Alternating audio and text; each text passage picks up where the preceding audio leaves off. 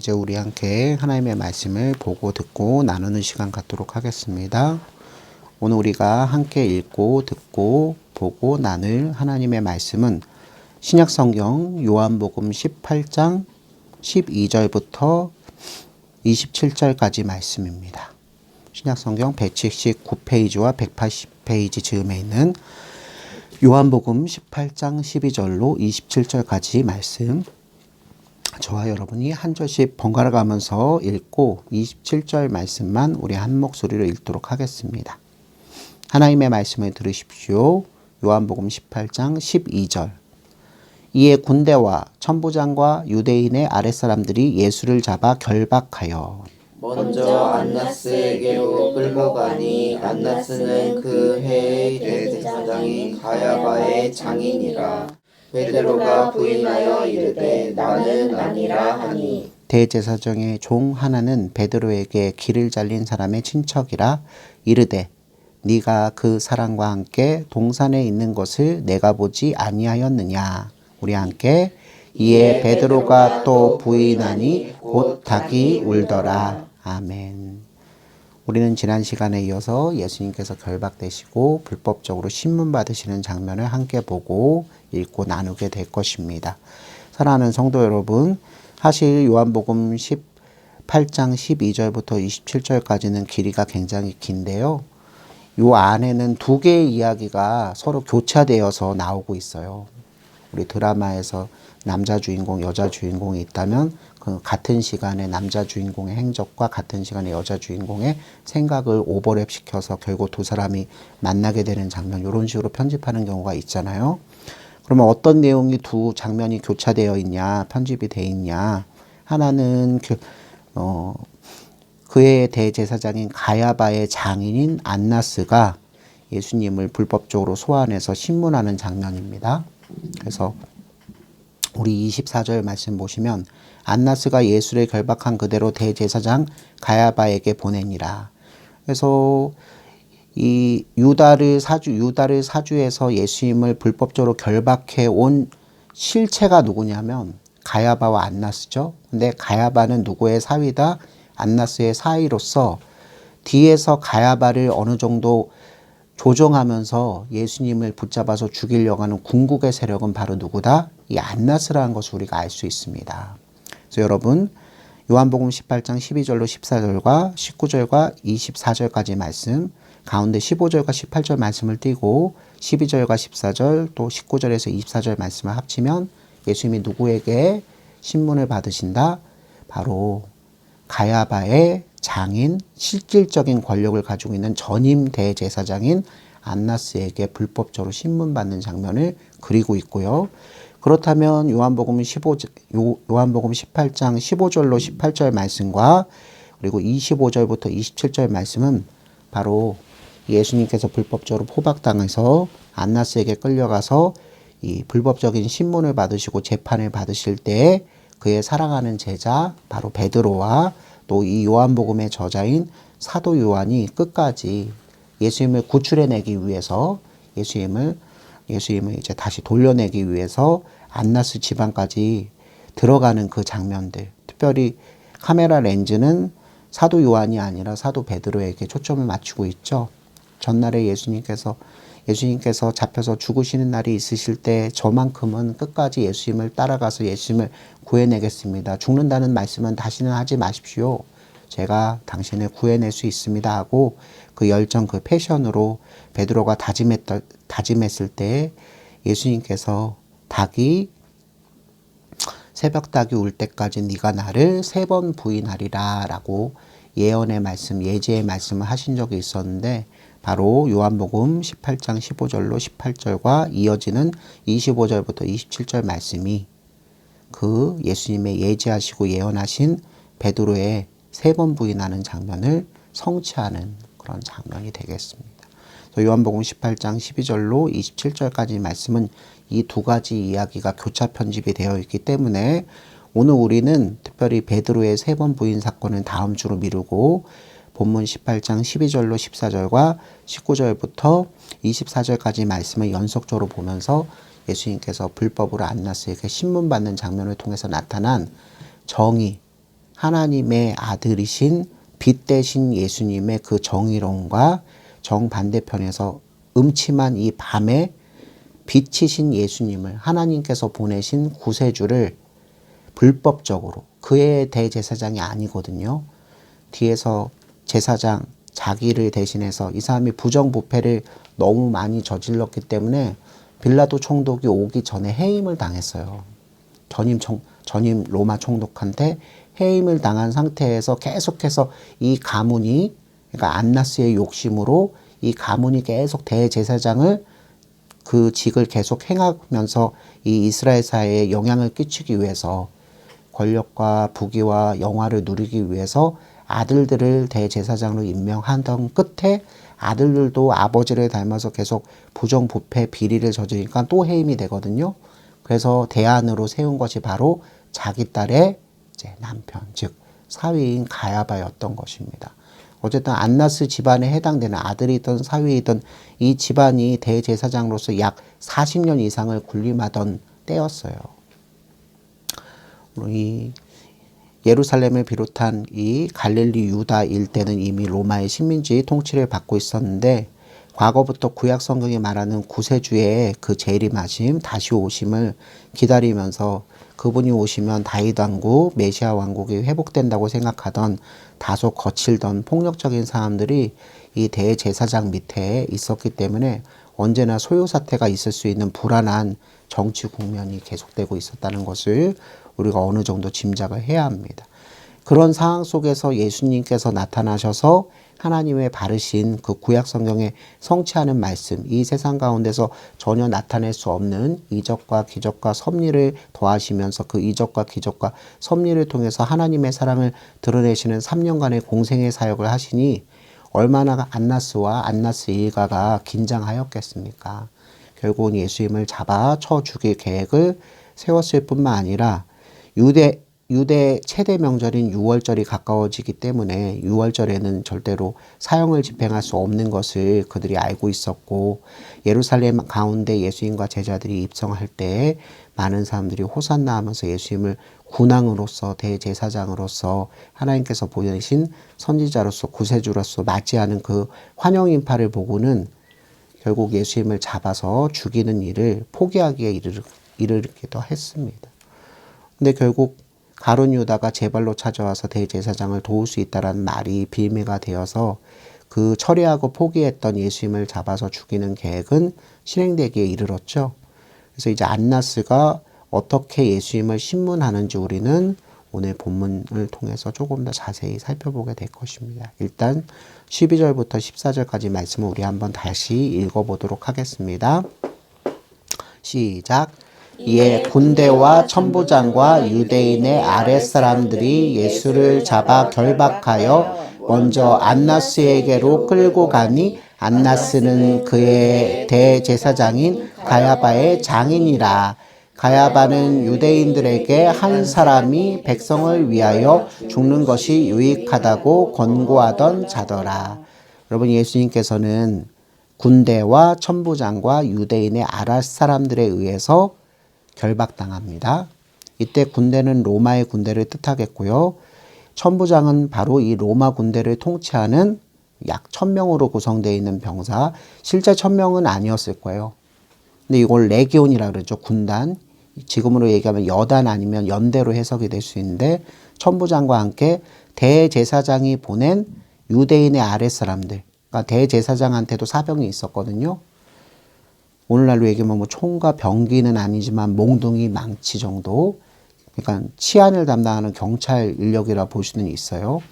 어쨌든 여러분, 예수님을 잡아 결박하는 사람들의 인적 구성을 보십시오. 누구와 누구가 다 합세했다? 유대인과 이방인이 다 합세했습니다. 여러분, 예수님께서 하나님께서 보내신 구세주이십니다. 이분께서는 유대인의 하나님, 유대인의 메시아만 되시는 것이 아니라 바로 이방인의 하나님과 이방인의 메시아까지 되실 분입니다. 이 세상의 모든 죄인들은 유대인과 이방인이라는 그 터울을 넘어서 예수님 안에서 속죄함의 은총을 받아야 될 대상이에요. 우리가 성경을 좀 넓게 본다면 지금 이 자리에 앉아있는 우리들도 사실은 그 신분이 유대인이 아니라 이방인에 불과했습니다. 우리들은 이방인으로서 우리의 문화와 우리의 사상과 우리의 정치함을 통해서 하나님을 필요 없다고 하면서 나라와 민족을 이끌고 우리 개인의 삶을 풍족하게 하는데 혈안이 되어서 살아가는 사람에 불과합니다. 유대인들에게만 하나님이 필요한 것이 아니라 궁극적으로 누구에게 하나님이 필요하다?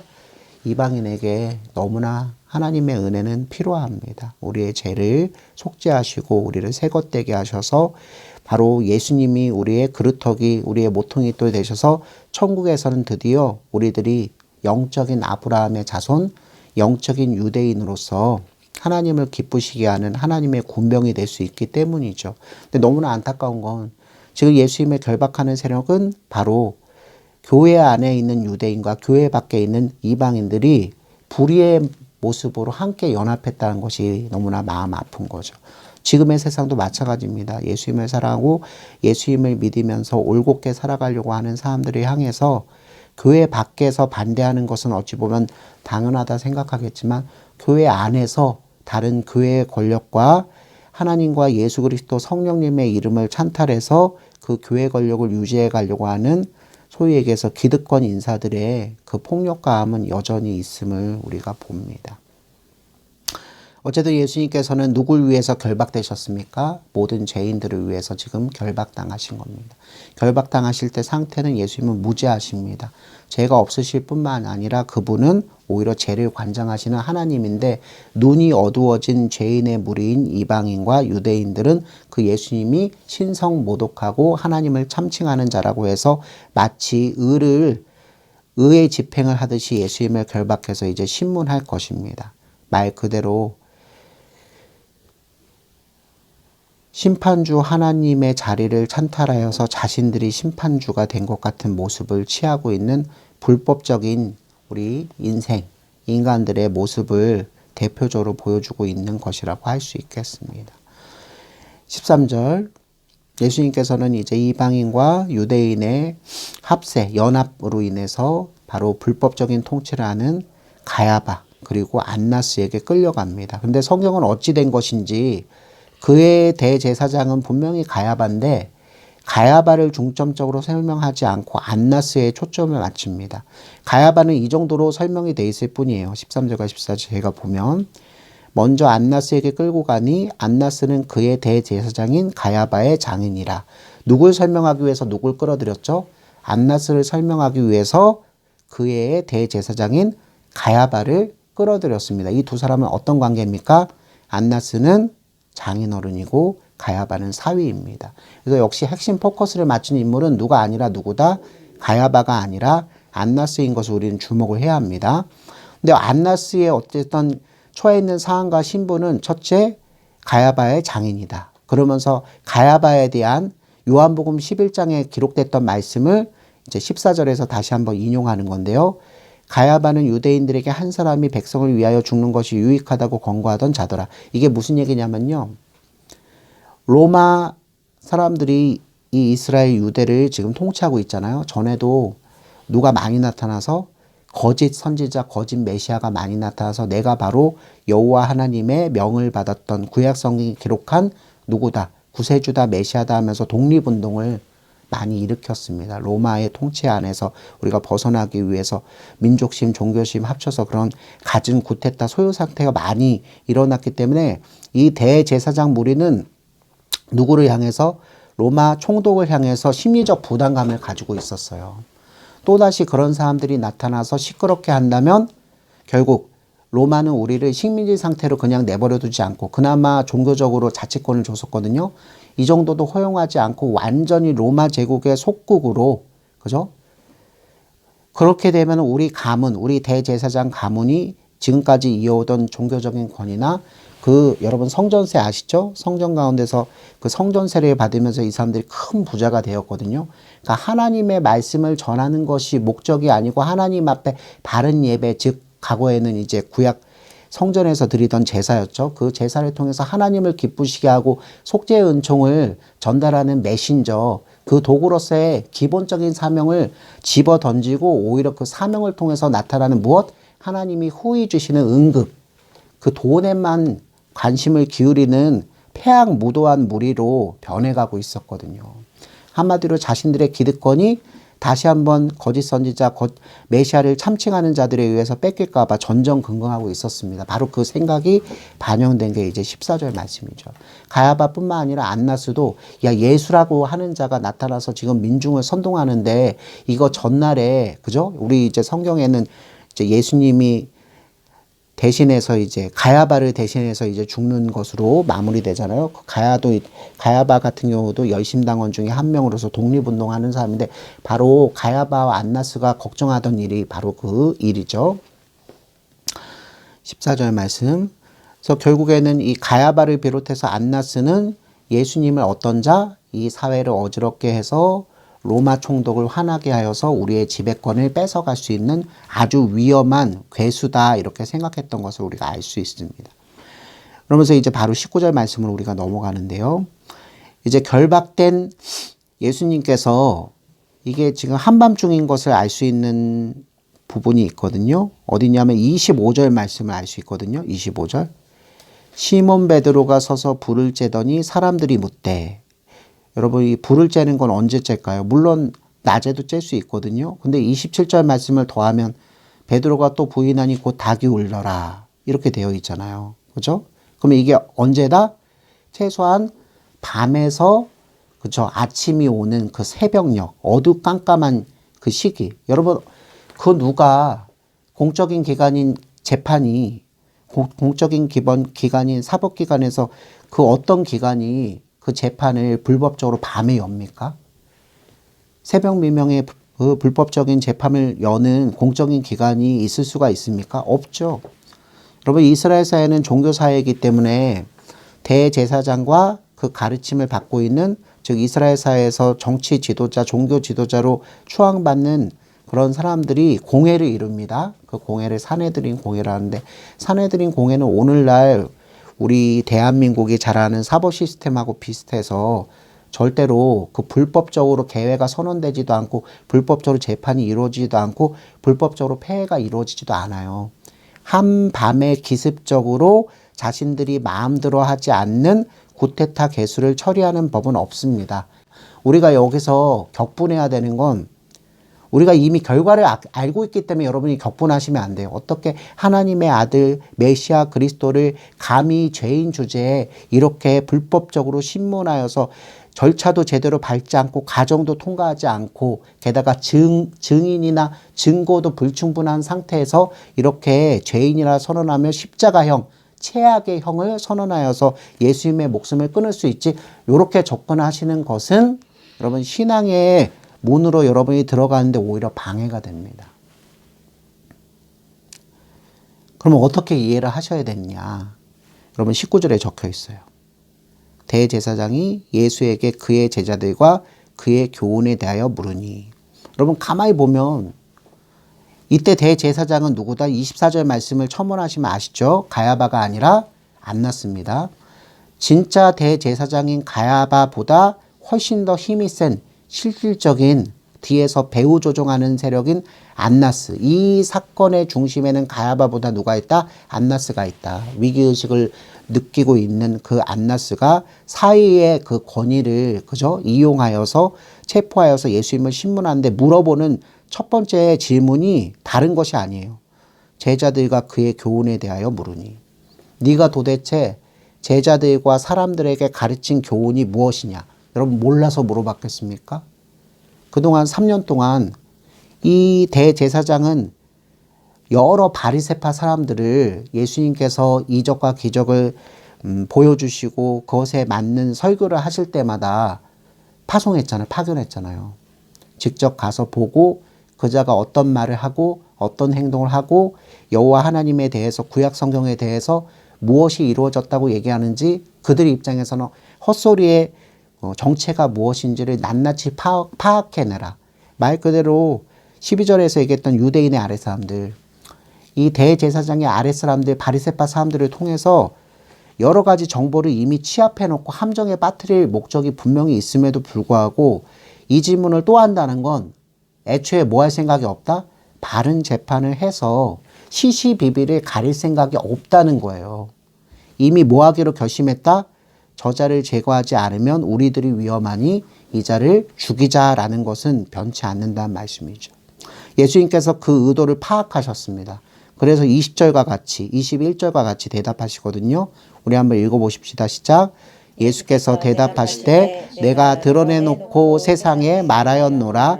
모든 유대인들이 모이는 회당과 성전에서 항상 가르쳤고 은밀하게는 아무것도 말하지 아니하였거늘 어찌하여 내게 묻느냐? 내가 무슨 말을 하였는지 들은 자들에게 물어보라. 그들이 내게 하던 말을 아느니라. 대제사장 안나스가 야, 너 도대체 뭘 가르쳤어? 그리고 니네 제자들은 어떤 교훈 때문에 그렇게 너를 3년 동안 쫓아다니는 거야? 네가 네 입으로 다시 한번 설명해봐. 여기서 중요한 건 다시 한번 설명하라는 겁니다. 권위를 가지고 있는 여호와 하나님께서 대제사장으로 삼아주신, 비록 지금 오늘의 제사장은 아니지만 실질적인 권력을 가지고 있는 하나님을 대신하는 나 권세자 앞에서 네가 했던 일을 다시 얘기해봐라.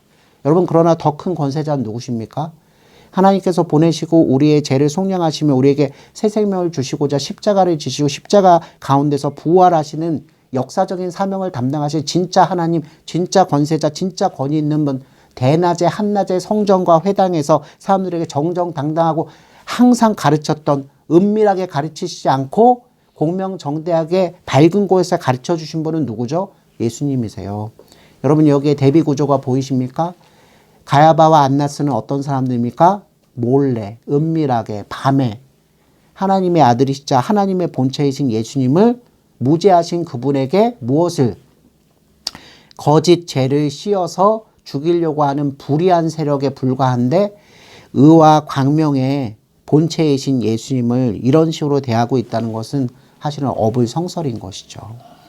그래서 예수님께서 그 권위로, 광명의 권위로, 진리의 권위로, 하나님 대신 권위로 네가 나에게 무엇을 가르쳤느냐, 나를 따르는 제자들이 왜 그렇게 나를 죽기까지 따르느냐라고 물어본다면 뭐 하라?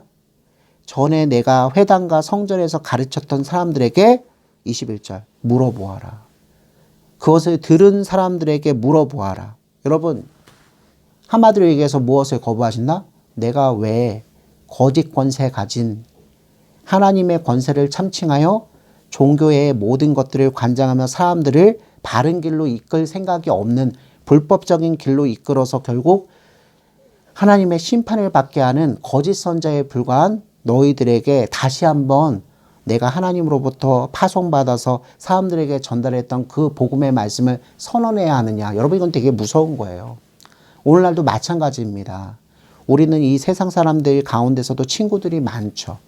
저들은 예수님에 대해서 별로 관심이 없습니다. 다만 자신이 이 세상 가운데서 겪고 있는 어려움들, 그 고통들을 씻어내기 위해서 예수 믿는 사람들에게 도움을 청할 때가 있습니다. 기도를 청할 때가 있습니다. 그리고 그들은 하나님께서 불러 모아주신 성도의 모임인 교회에 나오고 싶은 마음은 없음에도 불구하고 복을 받고 싶은 마음이 있기 때문에 주변에 동료로 있는 성도들 교회에 출석하고 있는 교인들을 사실 속에서부터는 좋아하지 않지만 만에 하나 보험을 드는 심정으로 나를 위해서 기도해 줄 수 있니? 또는 예수님에 관한 이야기를 나한테 들려줄 수 있니? 라고 물어볼 때가 있습니다. 사실 속에서부터 그 예수님을 알고 싶은 마음 때문에 그러는 것이 아니에요. 마치 누구처럼? 이 가야바와 안나스처럼 말입니다. 특별히 안나스 같은 경우는 예수님을 잡아 죽이려고 혈안이 되어 있는 사람입니다. 자신의 이권이, 특별히 예수님께서 이 잡아 죽이기 전에, 즉 고별 강화를 하시기 전에 어떤 일을 하셨죠? 성전에 들어가셔서 청결하게 하시는 일을 하셨잖아요. 장사하는 사람들을 몰아내고 환전하는 사람들을 다 몰아내고. 여러분, 그 장면을 누가 봤다? 바로 이 안나스가 본 겁니다. 안나스 밑에 있는 바리새파 사람들이 예수님을 잡아주기로 확실히 결심한 이유는 이것 때문이었습니다. 여러분, 안나스는 불법적으로 은밀하게 밤에 몰래 하나님의 아들을 지금 죄를 뒤집어 씌워서 죽이려고 하는 거짓 선지자에 불과하고, 예수님께서는 지난 3년 동안 한 번도 자신의 사심으로 하나님의 복음, 하나님의 약속을 전해서 사람들을 자기 발 아래 두면서 세력을 이루어서 자신의 왕권을 탈취하려고 하는 그런 사역을 하신 적이 없는 분입니다. 오직 예수님께서는 본래 누가 수행했어야 될 종교적인 역할, 대제사장이 수행했어야 되는 바른 역할을 행하시기 위해서 여기 오신 분입니다. 쉽게 얘기해서 하나님께서 대제사장을 왜 세우셨습니까? 하나님과 죄인인 유대인들 그리고 오늘날의 이방인들까지 포함되죠. 그냥 죄인이라 말씀드릴게요. 하나님과 죄인들 사이에 무엇? 하나님께 영광을 올려드리며 하나님께서 주시는 그 영광, 그 의를 가지고 죄인들을 용서했다고 하는 것을 선언하는 중개, 그죠? 중재하는 역할로 대제사장이 하나님의 부름받음을 받은 건데 그 역할과 그 일을 제대로 하지 못하여서 누가 죄인들이 결국 하나님께 용서함을 받지 못하고 영원히 사망에 처하는 불행한 일이 발생되는 거 아닙니까? 그래서 이를 대신하고자 멜기세덱의 반차를 따르는 진짜 대제사장이시며 왕이시며 선지자이신 예수님을 이 땅에 보내주십니다. 대제사장은 하나님 앞에 속죄의 제사, 그죠? 회개의 제사를 수행하는 역할만 하는 자에 불과하지만 예수님께서는 그것을 수행하는 데서 끝나지 않고 당신께서 직접 무엇이 되셔서 그 제사, 그 예배, 속죄의 예배에 사용되는 우리 죄를 탕감받게 하는 우리 죄를 전가시킨 무엇? 속죄양이 되셔서 배가 찢겨지고 창자가 꺼냄을 받고 팔다리가 찢기며 불 위에 산채로 던져져서 다 태워져 연기로 하나님 하나님이 계신 하늘까지 올라가 흠양되는 그런 사랑의 희생을 각오하시고 수행하신 분이 아니시겠습니까? 진짜 대제사장이 누구인지를 사도 요한이 바로 이 19절부터 24절 말씀을 통해서 우리에게 보여주고 있는 것입니다. 예수님께서는 하나님께서 보내신 3년의 공생애 동안 어디에서 성전과 회당, 하나님께서 허락하신 유대인들이 하나님을 예배하고 하나님의 말씀으로 은혜로 충만하게 돼야 할 진리와 은혜가 넘쳐야 할 그곳에서 정당하게 당신의 복음이 아니라 아버지의 복음, 하나님께서 구약 성경을 통해서 1차적으로는 유대인과 2차적으로는 그 유대인들이 교회를 이루어서 온 세계 모든 민족, 모든 족속들, 모든 죄인들에게 하나님의 복음을 전해야 될 그 사명을 전하지 않았기 때문에 그 사명에서 실패했기 때문에 바로 한 분 대신 둘째 아담이신 예수님께서 이 일을 은밀하게가 아니라 공적으로 사람을 가리지 않고 부자나 가난한 자나 병든 자나 병들지 않은 자나 남자나 여자나 어른이나 아이나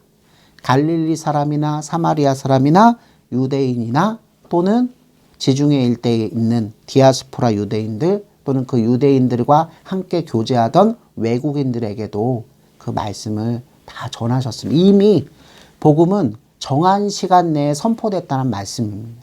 정한 시간 내에 선포된 말씀은 오늘날 예수님께서 보내주시기로 약속하신 보혜사 성령님을 통해서 기록된 성경을 통해서 예배의 자리에 모여드는 하나님의 나라 백성들, 이 하나님의 나라 백성들은 이미 하나님의 말씀을 듣고 회개하며 중생의 체험을 한 자도 포함되지만 아직 눈이 어두워서 성령 하나님의 은혜를 통해서 말씀을 듣고 이 자리로 이끌림을 받지 못한 그 누군가도 포함이 됩니다.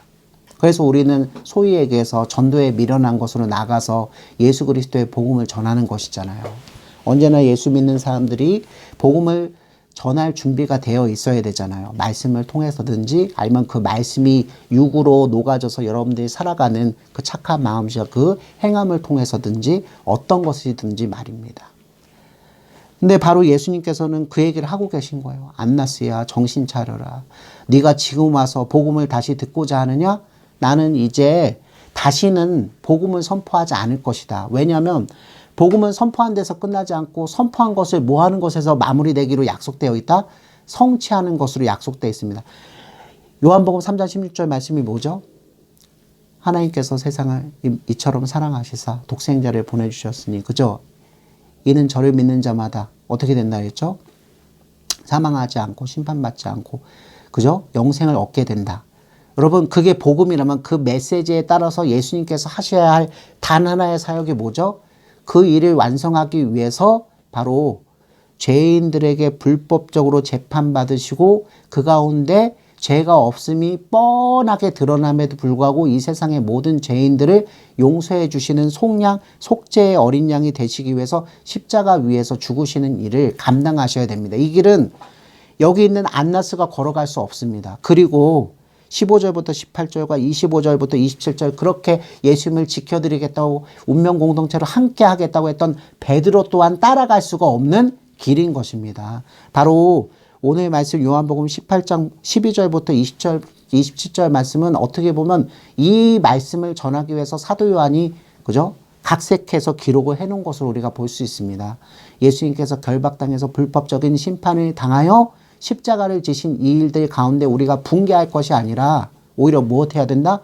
예수님께서 이렇게 불법적인 재판을 받고 증인과 증거도 불충분한 상태에서 바로 십자가형을 언도받은 것은 누굴 위한 것이다? 바로 죄인들의 그 죄를 용서하시고 하나님께서 없이 하시고 예수님께서 이루신 의를 우리에게 선물로 주셔서 하나님 나라 백성으로 들으시기 위한 최고의 선물로 주어진 것이다. 여러분 이 가르침이 사실은 이 가운데 숨겨져 있는 거예요.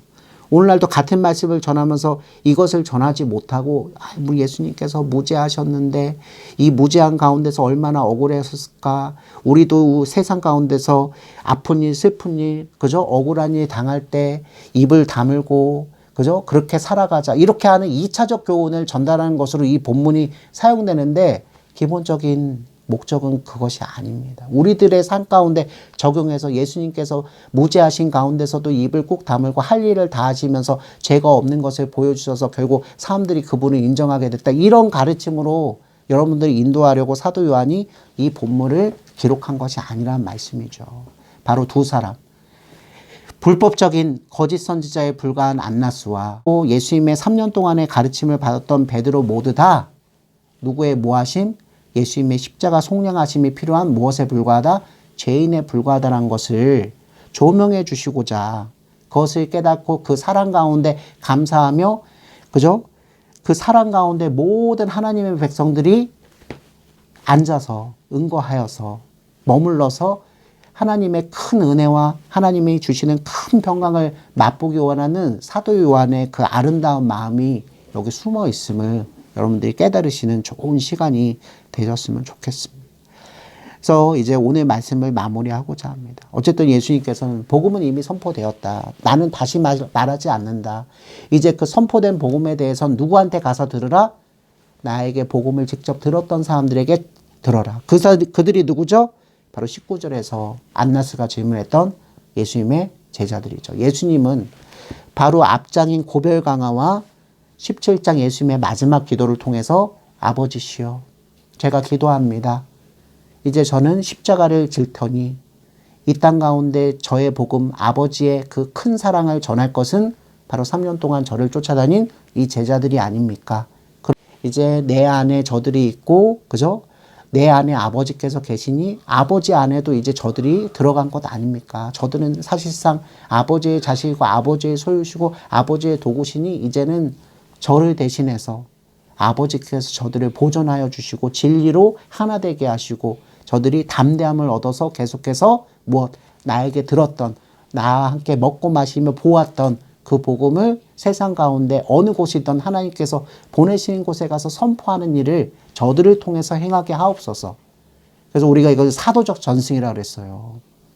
여러분 불법적으로 막 이렇게 뒤에서 예수님의 복음을 언저리로 듣고 자기 생각을 더해가지고 전하는 거짓 선지자, 거짓 사도들에 의해서 복음이 전파되고 교회가 세워지는 것을 예수님께서 허락하시지 않으셨어요.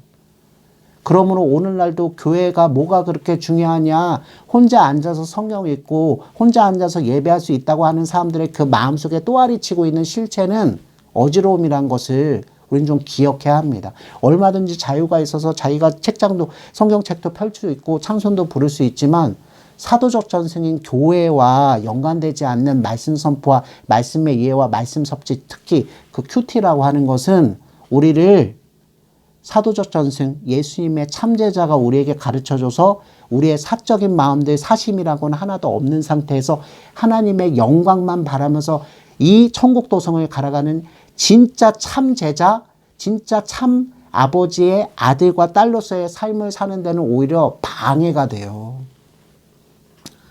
저도 지난날에는 제 삶을 알차게 하기 위해서 큐티가 필요하다고 생각했던 사람이에요. 여러분, 콰이트 타임, 그 조용한 아침 시간에 묵상하는 게 무슨 잘못이 있습니까? 잘못은 전혀 없어요. 그런데 그 주체성, 그 목적이 내가 잘 살기 위한 것, 내가 오늘 그쵸 어려운 길을 잘 헤쳐나가기 위한 지혜를 얻기 위한 것으로 국한된다면 여러분 그것은 묵상도 아니고 그것은 말씀의 정당한 섭취도 아니거든요. 우리가 말씀을 듣는 것은 말 그대로 무엇? 우리를 죄에서 벗어나게 하셔서 의인으로 여겨주시는 하나님 아버지에 대한 감사함을 기억하게 하는 그 감사함 가운데서 하나님 아버지의 약속하심의 성취의 그 정체를 하나님 말씀을 통해서 샅샅이 속속들이 더 성령님께서 깨닫게 하시는 걸 통해서 죄의 권세가 굴복되고 그 죄가 하나씩 하나씩 토설되며 하나님의 의가 알알이 새겨지면서 내가 새 사람이 되어가는 그것들을 느끼는 시간으로 갱생의 시간으로 말씀을 접하고 기도하며 그 시간을 묵상하는 시간을 오히려 가져가는 게 목적이거든요. 한마디로 하나님과의 영화로운 교제를 위해서 여러분들은 말씀도 읽으셔야 되고 찬양도 하셔야 되고 갖은 모임도 가지셔야 되는데 이 콰이트 타임, 이 묵상, 이 큐티라고 하는 것이 변질된 지가 오래됐어요. 어쨌든 다시 말씀 자체로 돌아오면 예수님이 지금 20절과 21절을 통해서 선언하시는 게 사실은 무시무시한 말씀이에요. 이제 무엇을 무시했던 사람? 나의 복음을 무시했던 사람들한테는 무엇? 하나님 나라의 천국 문이 이제 닫혔다. 그 열쇠, 그 천국의 문을 풀고 열게 하는 권세는 이미 나는 누구한테 위임했다? 예수님께서 하신 기도 17장과 바로 이 두 절 말씀을 통해도 누구? 사도들에게 위임됐다는 것. 예수님의 복음을 듣고 모든 것을 다 버리고 예수님을 뒤쫓아갈. 비록 우리는 베드로의 3번 부인 사건을 통해서 이 베드로 또한 무엇을? 자기의 열심을 내려놓고 예수 그리스도의 열정을 덧입어야 되는 아직 불완전한 사람에 불과한 것을 보게 되지만 우리 모두 다 그 과정이 있어요. 그 과정을 거치지 않고 우리가 우리의 열심과 열정을 가지고 그죠? 전날의 베드로처럼 하나님을 위해서 예수님을 위해서 타도 운동을 벌이는 것이 신앙이 될 수 없다는 것을 반드시 알게 하시거든요. 거기에 비해서 외부 세력에 불과한 안나스는 지금 겁내고 있는 겁니다. 사실은 원래 겁 많은 사람이 뭐합니까? 소리 지르는 거예요. 원래 위기를 느끼는 사람들이 그 상황 속에서 당황하기 때문에 그쵸? 좌충우돌 하는 거예요. 이제 말씀을 마무리 짓겠습니다. 어쨌든 예수님께서는 21절 말씀 너무 인상 깊은 말씀하십니다. 어찌하여 내게 묻느냐? 내가 무슨 말을 하였든지 들은 자들에게 물어봐라. 그들이 내가 하던 말을 아느니라. 이제 예수 그리스도의 삼복음은 누구를 통해서? 오직 3년의 공생애 동안 그 말씀을 듣고 함께 고락을 같이 했던 사도들에게 위임됐고 안나스야 정신 차리고 나는 이제 하지 않아. 나는 이제 십자가 위에서 죽고 사는 일을 통해서 이 말씀을 듣고 끝까지 쫓아가는 자들이 하나님께서 어떻게 여기시면서 그들의 끝에 아름다운 운명이 어떻게 될 것인지를 위해서 나는 죽고 사는 일만 남았어. 그 이야기를 듣고 싶으면 누구한테 들으라? 나의 제자들에게 들으라. 이를 위해서 예수님께서 누구에게 무엇을 부탁하셨다? 자신을 결박하여서 재판, 신문 받으러 가게끔 포박하여서 가는 사람들에게 나는 가겠다. 에고에이미, 내가 바로 그다. 내가 하나님인데도 불구하고 누구만큼은 보내달라? 나의 제자들은 보내달라. 그렇게 얘기하신 것입니다. 그러면서 22절 말씀, 이 말씀을 하심에 곁에 섰던 아랫사람 하나가 손으로 예수를 쳐. 여러분 다 아시겠죠? 이 사람은 무엇을 모르는 사람이다? 복음과 그 복음의 권세, 밝은 권세를 모르고 누구에게 복종하고 누구를 추종하며 누구에게 암묵적으로 따라가는 사람, 불법적인 위선자에 불과한 거짓 선지자인 안나스가 가지고 있는 세상 권세, 그 위협과 그 겁박함을 두려워하면서 그자에게 충성하기 위해서 이런 행동을 하고 있는 사람에 불과하죠. 여러분 이 사람도 우리 주 예수 그리스도의 한량없는 사랑 가운데 용서받아야 될 사람에 불과합니다. 우리가 자칫 잘못 생각해서 인문학적으로 생각해서 예수님을 불법적인 재판을 받으셨다. 그 불법적인 재판 가운데 안나스는 우리가 경계해야 될 사람, 히틀러 같은 이해를 하셔도 안 되고, 그 안나스를 추종하면서 안나스에 잘 보이기 위해서 예수님의 뺨을 후려쳤던 이 사람은 더 벌받아야 된다고 생각하는 것도 우리는 안 됩니다. 왜냐하면 이 안나스와 이 안나스를 추종하던 이 하수인 아랫사람의 모습을 우리가 똑같이 갖고 있기 때문입니다. 우리도 지난 세월 그리고 지금까지도 그리고 앞으로도 어느 순간만큼은 베드로가 딱 그 상황에 처한 거죠. 예수님 때문에 내가 세상으로부터 무엇? 미움을 받는. 예수님 때문에 내가 세상 가운데서 무엇? 불합리한 대우를 받는 시간, 그런 상황, 그런 사건이 일어날 것이기 때문입니다. 그때 우리는 딱 누구처럼 행하고 말 것이다? 첫째는 조금 좋으면 베드로처럼 행할 것이고, 둘째는 안나스처럼 그저 모르는 척, 자기도 하수인 파견해서 예수님이 뭘 전하고 예수님이 어떤 섭리를 통해서 하나님의 은혜를 세상 가운데 드러내셨는지를 이미 알고 있음에도 불구하고 그게 역겹고 나한테 직접적으로 유익과 공로가 되지 않고 오히려 나 갈 길을 막아버린 일이 되면 나는 그것의 반대편에 서서 얼마든지 예수님을 버릴 뿐만 아니라 예수님을 죽일 수 있다고 생각하는, 그럼 우리가 딱 그 정도 수준밖에 안 돼요. 우리가 자꾸 안나스 그리고 안나스의 하수인을 정죄해서 우리가 우월감에 있어서 우리는 예수님의 제자지 이런 식으로 가는 것을 이 성경의 기록자인 사도 요한과 그리고 이 성경을 기록하게 하신 성령님과 그리고 그 성령님을 보내주신 우리 아버지와 우리 주 예수 그리스도께서 전혀 원하시지 않는 해석이라는 걸 제가 다시 한번 선포합니다. 오히려 우리는 이 세 사람, 베드로와 가야바의 하수인의 모습이 사실상 무엇? 예수님을 쫓아가고 있는 우리들의 실상이구나. 우리들이 이런 모습으로 갈지라도 우리 사람의 생각으로는 하나님께서 어떻게 하신 것이 마땅하시죠? 이런 배은망덕한 것, 이런 싸가지 없는 것들, 이런 은혜의 은자도 모르는 새끼들, 내가 다시는 너희들을 내 아들로 인해서 의를 얻고 하나님 나라의 백성이라 내 칭하지 않겠다고 버리시는 것이 마땅하신데도 한량없으신 사랑의 아버지께서는 이미 아들과 약속하신 바대로 우리의 옛사람의 품성을 당신의 영광의 빛, 의로운 빛, 진리의 말씀으로 하나하나 녹여가시며 우리를 품으시면서 가시기로 결심하셨어요. 여러분, 그 중심에 누가 있다? 바로 베드로가 있는 것이고, 그 중심에 누가 있다? 구원받지 못한 사람으로서는 가룟 유다와 안나스가 있는 것입니다. 그러면 아시겠어요? 그래서 이것은 우리 시각과 관점의 차이인 거예요. 내가 이렇게 더러운 죄인 중에 괴수인데도 불구하고 아버지 하나님 나의 과거와 나의 현재와 나의 미래의 것을 모두 용서하여 주신다는 그 은혜가 사실입니까? 이걸 사실로 체감하는 사람은 그 은혜에 한량없이 감복하여서 빛을 갖고 싶은 심정으로 나머지 인생을 살아가게 되어 있는 것입니다. 그 빛은 어떻게 갚습니까? 예수님께서 나 대신 죽으셔서 내 죄의 문제를 해결해 주셔서 다시는 하나님께서 내 앞에서 심판자로서 그저 정죄하신 일이 없게끔 만들어 주신 이 역사적인 사건 앞에서 우리는 어떻게 됩니까? 우리가 가지고 꽁꽁 싸매고 있어서 남들한테는 절대로 주지 않고 나만 먹으려고 나만 누리고 했던 그 모든, 원래는 하나님 것인데 하나님께서 당신의 뜻에 의해서 누군가에는 좀 더 많이 주시고 누군가에는 적게 주신 것을 이해하면서 내가 가지고 있는 것을 가지고 하나님과 하나님께서 사랑하시는, 그죠? 우리 형제들, 그리고 교회 울타리 밖에 있는 아직 구원받지 못했지만 아버지와 아들과 성령께서 구원하시길 원하시는 그 사람들을 향해서 이제 누구의 심정을 가지고? 그리스도 예수의 심정을 가지고 드디어 사용할 수 있는 단계까지 이르게 되는 것이죠. 여러분, 우리가 이것을 위해서 얼마나 가슴을 치면서 하나님의 말씀으로 죄를 토해내면서 그 기쁨, 나 같은 자를 아직도 그죠? 헤아려 주시고 나 같은 자를 아직도 품어주시면서, 사실은 우리가 이율배반적인 아직도 옛사람의 성품 가운데서 벗어나지 못해서 온 고집을 꺾지 못하고, 오늘 아침에 제가 잠들어 있는 가운데도 우리 임사모님 얼굴을 보면서 제가 그 생각을 했다니까요. 이 세상에서 제일 복된 사람은 자기가 잘못된 것을, 자기가 살아왔던 것이 문제가 있었던 것을 빨리 깨닫고 승복하는 사람이 아니겠느냐.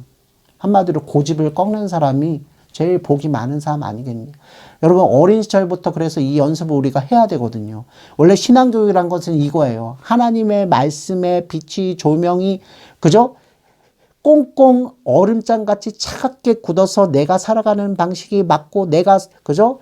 행하고 있는 행동이 틀릴 리가 없다라고 맹신하고 있는 사람에게 그 따사로운 밝은 빛, 그 빛이 비춰지면은 사실 사람들은 1차적으로 오해하잖아요. 나를 죽이려고 한다. 나를 심판하려고 한다. 그래서 거기에서 떨어져 나간 사람이 반수 이상이에요.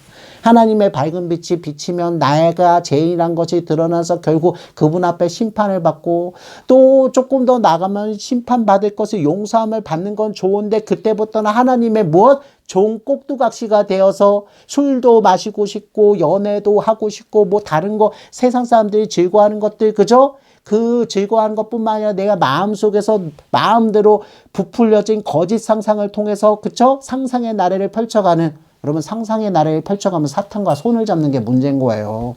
상상의 날개를 펼쳐가면서 많은 사람들을 올곧지 않는 이상한 도탄의 길, 멸망의 길로 빠뜨리는 작가들과 음악가들과 여러분 문화예술에 종사한 사람들을 그래서 조심하시라고 말씀드린 거예요. 문화예술도 하나님의 것이에요. 하나님의 것인데 사탄이 그 영역에 침범해서 여러분들을 예수 믿고 있는 가운데서도 엉뚱한 데로 이끌 수 있는 마지막 공격이 남아있어요.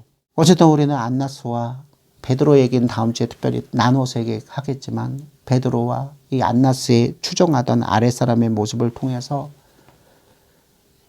하나님께서 비춰주시는 의의 태양이신 치료하신 광선이신 예수님의 그 복음의 말씀이 비춰지지 않을 때 사람들이 어떻게 살아갈 수밖에 없는가를 불의를 보고 의라 하고 의를 보고 불의라 하며 구분 재판을 하며 그죠?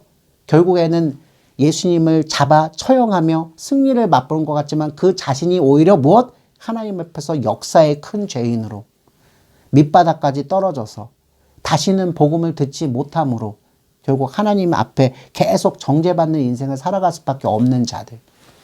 여전히 시간은 흘렀지만 예수님께서 죽고 십자가 가운데서 죽고 3일 만에 부활하셔서 다시 제자들 가운데 나타나셔서 40일 동안 계시다가 성령이 수여되는 그 가운데 이제 제자들이 그 역할을 대신하면서 말씀을 전할 때에도 가야바와 안나스의 세력은 여전히 있었습니다. 그러나 그 세력은 30년을 다 가지 못하고 결국 이들이 우려했던 대로 거짓 선지자와 그 거짓 선지자의 선동을 받은 그래서 로마 식민지 지배에서 벗어나야 된다는 대독립전쟁을 일으킨 세력에 의해서 대제사장 가문도 파탄에 이르고 여러분 아시다시피 기원후 70년에 티투스 장군 뒷날에 디도 황제라 하죠. 티투스 황제의 그죠? 군합발에 진이겨서 성전이 파괴돼 성전의 기둥이 다 뿌리 뽑혀서 어디로 옮겨졌다? 로마, 이탈리아 로마의 콜로세움이라고 하는 지금도 남아있는 그 건물을 세우는 건축 재료로 사용되게 이르는 완벽한 완전한 멸망. 예수님께서 요한복음은 아니지만 누가복음을 통해서 성전의 미래에 대해서 제자들이 궁금해해서 물어봤을 때 대답해 주시잖아요. 무엇 위에 무엇도 하나도 남지 않고 돌 위에 돌이 하나도 남지 않고 다 무엇 되리라? 무너지고 사라질 것이라고 예언했던 대로 기원후 70년에 이 세력은 완전히 이 땅 가운데서 자치를 감추게 됩니다. 뭐 때문에? 하나님의 아들 메시아께서 선포하신 복음을 듣지 않고 그 복음을 다시 들을 수 있는 기회를 그 유익한 기회를 스스로 버렸기 때문이죠. 여러분 절대로 정치적이고 사회적으로 지금 오늘의 본문을 접근하시면 안 된다는 것을 제가 다시 한번 충심의 마음으로 여러분들한테 선언합니다. 오히려 우리가 이 본문 말씀 볼 땐 우리가 얼마나 연약하며 우리가 얼마나 불의하며 우리가 얼마나 하나님 앞에서 큰 헤아림을 받아야 할 죄인에 불과한가. 이런 죄인들을 위해서 예수님께서 무엇? 결박을 당하셨고 신문을 당하셨고 고문을 당하셨고 십자가 위에서 우리 죄값을 충만히 치르시면서 물과 피를 다 흘리면서 돌아가셨다는 것. 그 영광의 죽음. 눈물을 이제 흘리실 것이 아니라 환희의 눈물, 기쁨의 눈물을 흘리실 때가 된 거예요. 이제 다시는 성찬식 때, 성만찬의 예식 때, 그리고 다른 성도들이 세례 받을 때 여러분 무관심해 하지도 마시고 그 가운데 슬픔에 빠져서 예수님 앞에 그저 예수님 제가 지난 삶 도탄에 빠져 잘못 회개는 중심으로 해야 되지만 그 회개를 하고자 하는 것은 예수님 앞에 나를 살려주시고 다시 오늘 깨닫게 하셔서 새로운 것, 새 것 되셔서 새 생명 되게 돼서 다시 새 출발을 할 수 있게 하신 그 기쁨 때문에 우리가 눈물을 흘리고 감사를 드릴 줄 아는 그러한 하나님의 사랑받는 그런 성도들이 다 되시기를 주님의 이름으로 축원합니다. 결국 23절 예수님께서는 이렇게 얘기하십니다. 내가 잘못 말한 게 하나도 없는데 뺨까지 때리느냐. 그대로 읽어볼까요? 내가 말을 잘못하였으면 그 잘못한 걸 증언하라. 증거를 대라. 바른 말을 하였으면 네가 어찌 나를 치느냐. 예수님이 선언하신 이 어미하신 말씀 가운데 누구와 누구는 대꿀멍합니까? 안나스와 안나스의 아랫사람은 할 말이 전혀 없는 가운데 씩씩거리며 더 이상 예수님의 죄를 찾지 못하고 어차피 죽일 결심했으니까 그 해의 진짜 대사장인 공적인 대사장인 누구한테 넘겨버린다? 가야바에게 보내는 일로 마무리가 지어집니다. 여러분 이 불법적인 안나스의 한밤중 이 신문을 꼭 기억하십시오. 우리는 예수님을 이렇게 접하면서 살아갑니다. 그러면서도 불구하고 예수님께서는 은혜 가운데서 우리를 공명정대하게 아니 한량없이 큰 사랑 가운데 헤아려 주시면서 네가 지은 죄를 내가 이미 알고 있다. 다만 네가 그 지은 죄 가운데 나의 은혜가 필요하다는 것을 인정하고 나오라. 여러분 이게 참으로 어려운 거잖아요. 그 고집을 꺾고 나가는 것이 어려운 거잖아요.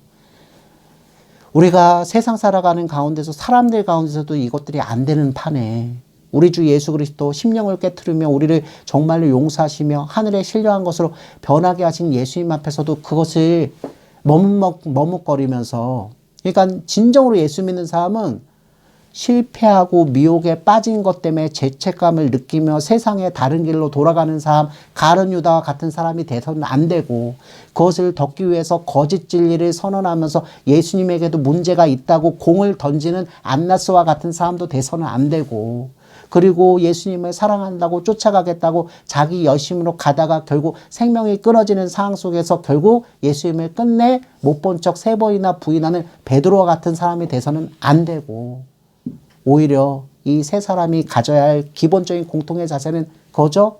내가 죄인입니다. 아직도 하나님의 큰 사랑을 받아서 조금은 나아졌다고 생각하면서 내 안에서 으쓱으쓱하는 자기의가 스물스물 올라오던 찰나에 제가 이렇게 미혹의 어두운 터널 가운데 빠진 것을 제가 저를 답답해하고 저주하기보다는 여전히 하나님의 은혜가 너무나 필요한 나약한 연약한 불의한 자에 불과합니다. 하나님이시여 우리 주 예수 그리스도시여 나를 용서하여 주옵소서 하고 다시 달려가는 죄는 지을 수 있어요. 근데 그 죄를 덮기 위해서 좋은 일을 몇 개 해서 그죠? 무마하려고 하는 게 문제인 거예요. 세상 사람들은 특히 우리가 알고 있는 공적인 사람들, 정치인들, 연예인들은 요즘의 사람들은 사탄의 가르침을 받는 여러분 이걸 제가 그 사람들을 벌받아야 할 정죄의 대상으로 얘기해서 사탄의 다스림을 받는다고 얘기하는 게 아닌 거 아시죠? 흑암 가운데서 하나님의 너른 빛인 예수님을 알지 못한 사람들은 계속해서 자신의 실수와 자신의 약점들을 자기의 그 공적으로 성공한 것으로 덮으면서 그죠? 더 얼굴을 뻣뻣이 쳐들면서 그렇게 나아가면서 사는 것이 옳다고 생각해요. 그러나 예수 믿는 사람은 그렇게 살면 안 돼요. 예수님 앞에서 심히 우리의 죄와 그 미혹에 빠졌을 때의 모습을 통회하면서 자복해야 합니다. 그러나 그 통회하고 자복하는 자리에 예수님께서는 무엇을 주신다? 상한 심령을 걷어가시고 하늘에 아름다운 그 하나님 아버지의 은혜를 부어주셔서 우리하고 완전히 탕감받은 자로서 다시 서서 연약하지만 두 손과 두 발으로 그죠? 이 사도들이 걸어간 것처럼 우리 믿음과 소망과 사랑을 가지고 자기 자리를 지키며 자기 자리 가운데 맡겨주신 형제들과 지체들을 위해서 자기가 가진 모든 것을 하나님의 영광을 위해서 쓰는 자리를 또 달려가게. 용서받고 헤아림 받은 사람들이 더 단단해져서 비온 뒤에 땅이 굳어지는 것처럼 계속해서 그 길을 걸어가게 하신 분이 누구시다? 예수님이시라는 사실을. 그 의의 초대, 그 용서의 초대, 그 은혜의 초대에 제대로 임하지 못해서 안나스처럼 가룟 유다처럼 세상으로 돌아가며 자기 죄를 자기가 마무리하겠다라고 하면서 살지 않는 여러분들이 되시기를 주님의 이름으로 축원합니다. 잠깐 기도하고 축원함으로 오늘 예배의 모든 수업 마치도록 하겠습니다. 하나님 아버지 감사합니다. 오늘 결박당하시고 신문당하시는 이 예수님의 모습 광명정대하시고 진리가 넘치시며 사랑과 은혜가 충만하신 예수님을 미워하고 저를 죄 있다 생각하여 또 십자가의 형을 언도하려고 하는 안나스와 가야바의 산뜻한 그 시도를 우리가 보게 되었습니다. 그 모든 원수 애워싸도 아무 근심 없도다. 아멘. 이제는 우리 주 예수 그리스도의 은혜와 하나님의 사랑하심과 성령 하나님의 내주 조명 교통하여 주심이 오늘 말씀을 듣고 불법적으로 결박당하여 체포되고 신문당하신 예수님을 대한 그 안나스와 안나스의 아랫사람이 사실은 아직 의인이라 칭함받았지만 죄인 옛사람의 성품을 지니고 있는 우리들의 모습과 다를 바 없어 하나님의 너르신 해같이 빛나는 치료하는 광선이신 예수님의 그 신은혜가 아직도 여전히 지속적으로 우리에게 필요하게 된 것을 역설적으로 알게 된 우리 모든 하나님의 사람들 머리 위에 그들의 일주일의 삶 가운데 그들이 가는 곳에서 섬기게 될 모든 형제들과 이웃들과 지체들 가운데 이제로부터 영원까지 항상 함께 계실지어다. 아멘. 아멘.